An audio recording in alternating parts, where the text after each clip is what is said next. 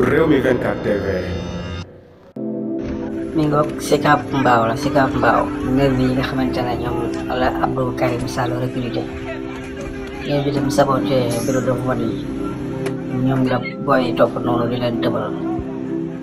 nervi yi yéen a gis noonu yéeg nañ seen ay pick-up daw booy dañ leen a dàq ba ñu quitté foofu nervi yi nga xam ne ñoom ñoo ànd ak Abdou Karim Sall ci Sicap Mbao Sac Mbao la Sac Mbao ñoom la gars yi tëwale ji noonu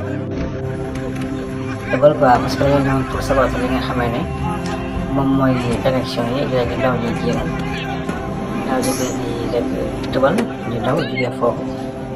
mu mel ne kon sécuriser vote yi ci 14 régions yëpp la ko Sénégal yi def gis nga kon mu mel ne daal ab Karim Sall nervi yi nga xamee ne yabaloon na leen ngir ñu saboter li nga xamee ne mooy bureau de vote yi kon ndaw ñi dina leen dàq ba ñoom ñëpp dañoo mujjee daw.